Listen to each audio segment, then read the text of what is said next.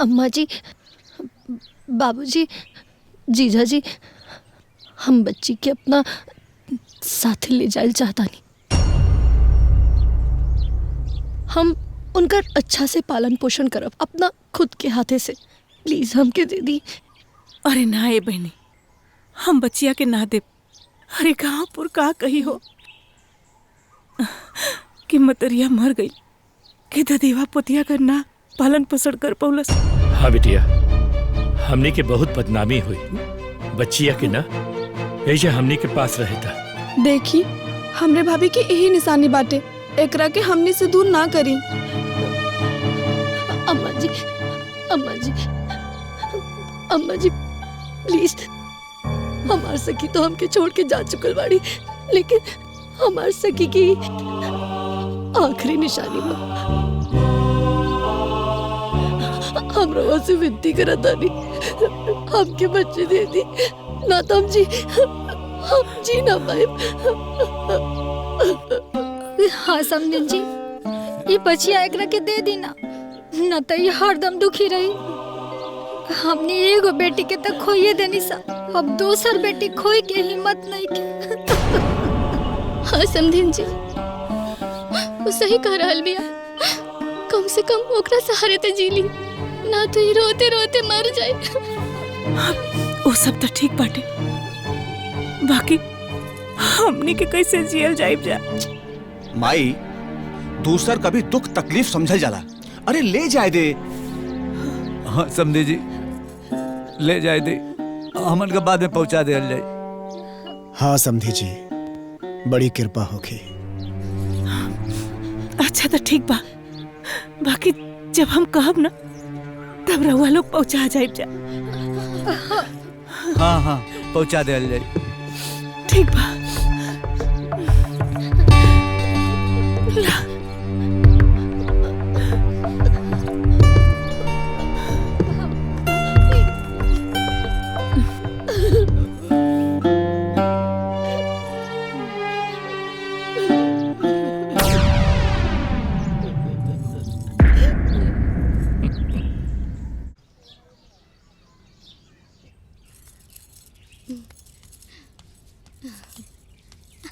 माई, बच्ची के मीज के दूध पिला दी। हाँ ठीक बा। आजा आजा। बाबूजी, हम बियाह करल चाहतनी। हाँ बेटिया, तोहार बियाह तो होइबे करे। हम देखा ताकत बानी, अच्छा घर द्वार मिल जाई तो बियाह कई दे। ना बाबूजी, कोनो दूसर लड़का से ना, हमके सखी के पति से बियाह करे के बा।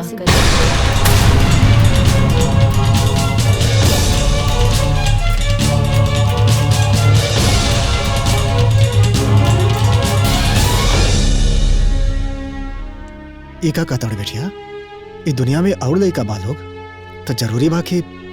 हाँ जरूरी बा बाबूजी, हम उनकरा से यही से बियाह करल चाहतानी ताकि हमार सखी के एक आखिरी निशानी उनकर बच्ची के माँ के प्यार दे पाई। ना तो केहू दोसर आई तो सौतेला व्यवहार करी, वो हमके मंजूर नहीं खे। बाकी बेटी, वो लोग मनी है तब ना।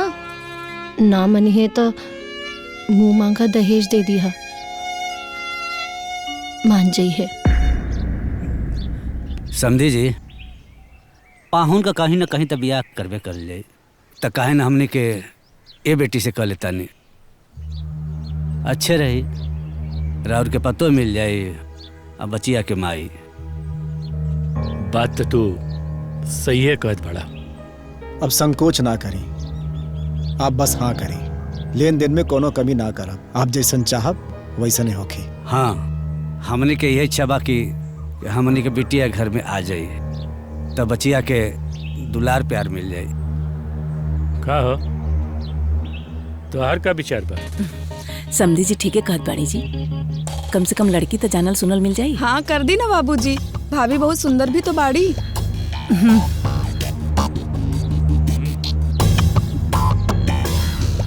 अब हमारा तरफ से तो हाँ बा।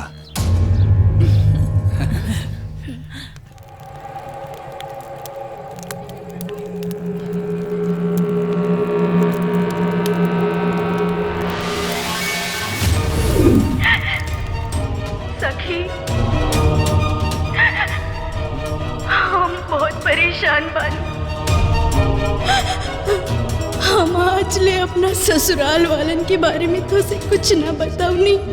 हमार सास ससुर ननद यहाँ तक कि हमार पति भी दहेज खातिर हमके बहुत सतावेले। सब मिलके हमके बहुत मारेले। हमसे कुल घर काम करावेले और कहिले कि 5 लाख रुपए ले आके देता ना तो हमार बच्ची के जान ले ली। सकी 5 लाख रुपया दे के हमार बचिया की जान बचाला। बाकी बात हम मिलके बताई।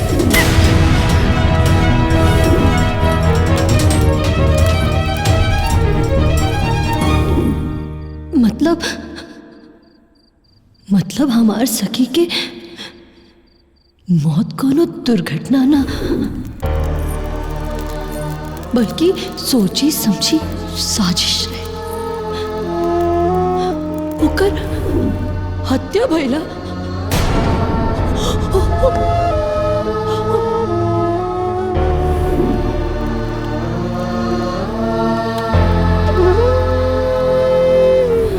तू लोग जौन कैला वो कोनो गलती ना, गुनाह बा गुनाह। बड़ा बेरहमी से हमार सखी के मार देले बड़े। ना आसानी से हम इन लोगन की छोड़।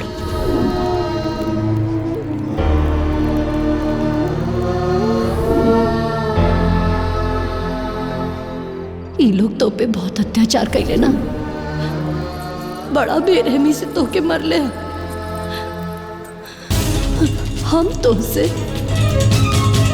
हमनी के दोस्ती के सौगंध खा के कहता नहीं कि वो लोग जौन तो पे अत्याचार कैले हैं वो हर एक अत्याचार के बदला हम ले। हर एक चोट, हर एक मार, हर एक पीड़ा, हर एक दर्द के बदला हम ले। वो लोग के ऐसा हश्र करब हम कि वो लोग हमरा से अपन जान के भीख मंगी।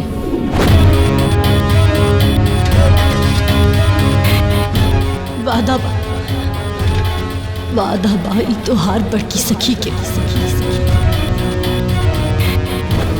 छोड़ अब तो ना वो लोगन के।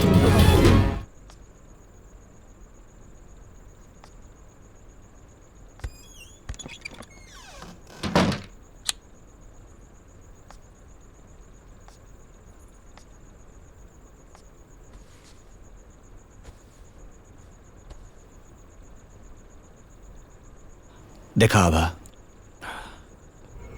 तू सच में बहुत खूबसूरत बड़ो।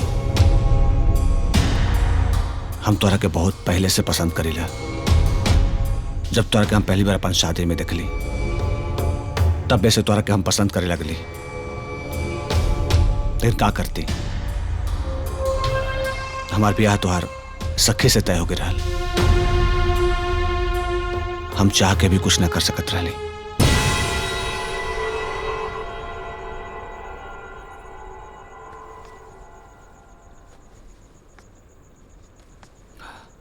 देखा आभा,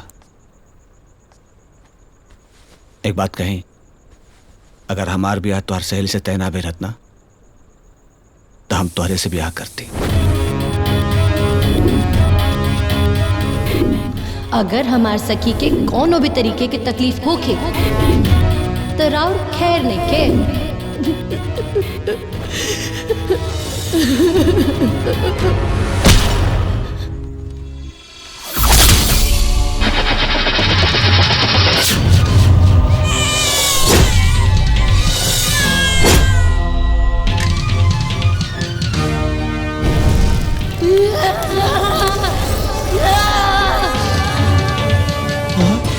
लागत है कर पर देवी का सवारी आवेला।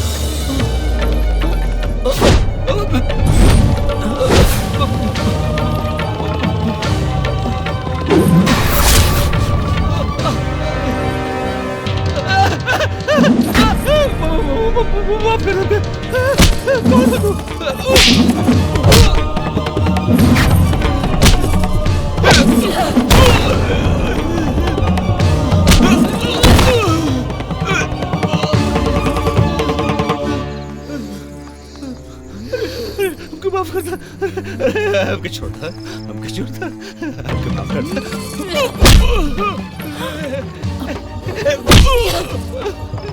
करे ई कमरवा में का औकत बारे? कैसन आवाज आवत बा? अरे हमारे से कोनो गलती हो बोले तो हमारे के माफ कर दी। अरे माई, भैया भाभी के घर के नियम समझावत होके और तू जनबे करेलू, भैया बात से कम लात से ज्यादा बात करेले। तू क्या हो? अरे नहीं रे, हमके तो लागत बा कि कुछ और होकत बा। अरे दुल्हनिया लागत बा कि अपन तरीका समझावत बिया, वो लाते से। हमके माफ कर दे। अरे माई, तू जाए दे ना, भैया भाभी आपस में समझ ले। चल।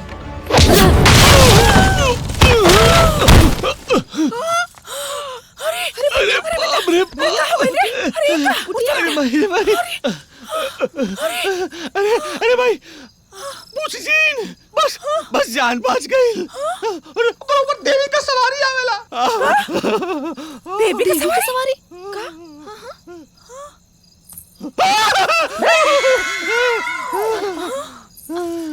अरे ई का भइल? सब कुछ करके पूछा दौड़ू कुछ भाई लगा कुछ ना। आप ठीक बानी? एकदम ठीक, कुछ ना, हम ठीक बानी, एकदम ठीक। ठीक बानी ना? फिर आई सूती चल के का कर रहे बानी आप? ना एकदम ना, बिल्कुल। बाबूजी की तबीयत खराब बना, उनका साथे कल चाहिए ना, तो उनका देखभाल करते हम उनका साथे सुता। अच्छा ठीक बा, तो अम्मा जी रवाए हमरा साथे सो जाए, काहे कि हमके अकेले नींद ना आवता। अरे ना ये दुल्हन, हमके अकेले ही सुते का आदत बा। अरे सुतवा, तू जा, सूत जा भाभी के संगे। हाँ। अरे ना भाभी, हमके केहू के साथे सूते में डर लगता, आप अकेले सूत जाई ना। हाँ दुल्हन, जा सूत जा। ठीक बा। अरे बच्चा, चल चल हमारे कमरे में चल।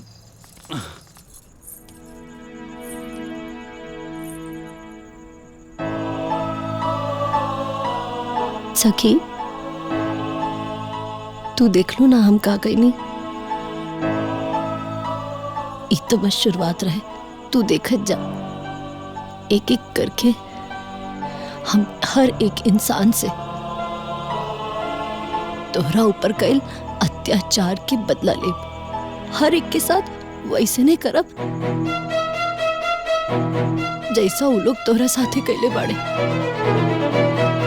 ई तो हर बड़की सखी के वादा बा।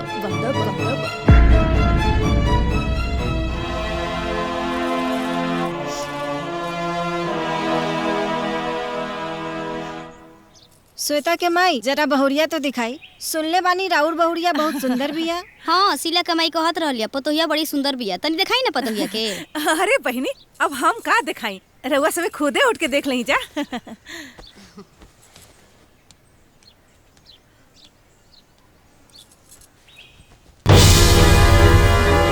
अरे बाप रे बाप।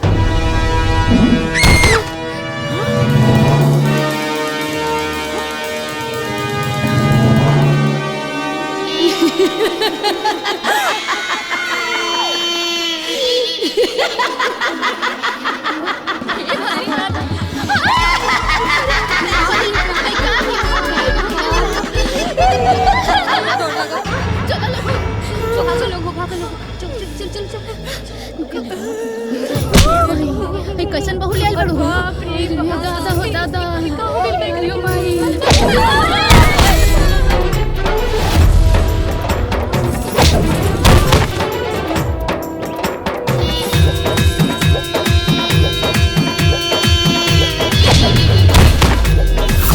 जैसे तूने है सताया तू सताया जाएगा, तेरा हर एक खेल दोहराया जाएगा। जैसे तूने है सताया तू सताया जाएगा, तेरा हर एक खेल दोहराया जाएगा। है दिल में अंगारे मेरी आंखों में है खून, छीन लूंगी तुझसे अब तेरा हर सुकून। मेरे क्रोध की अग्नि में जल के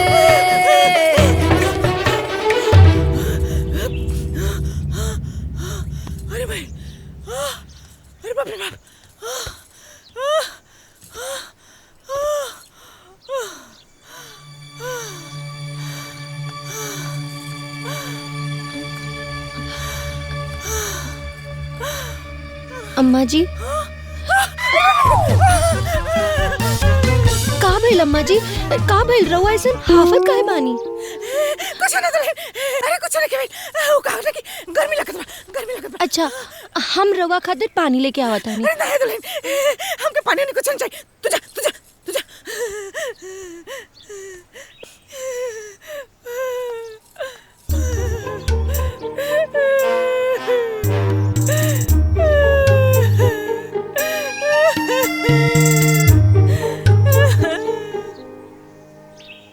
भाभी, ए भाभी।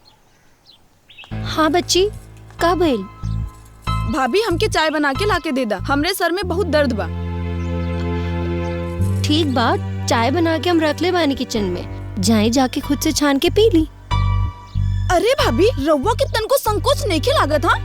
अरे हम तार ननद बानी और रउआ के तन को लाज शर्म नहीं के? जाके हमके चाय छान ला के दा जा।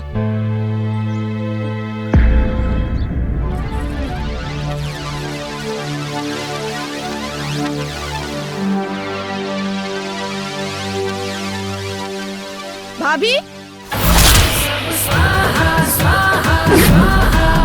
सब स्वाहा स्वाहा स्वाहा स्वाहा होगा रे, सब स्वाहा स्वाहा स्वाहा, सब स्वाहा स्वाहा स्वाहा।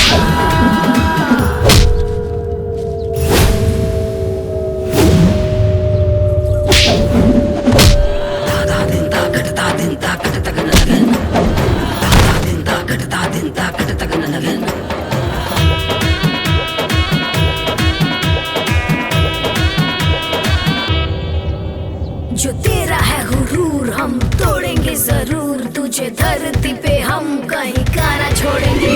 होगा तेरा सब हिसाब, बंद होगी हर किताब, हवाओं का भी अपनी तरफ मोड़ेंगे।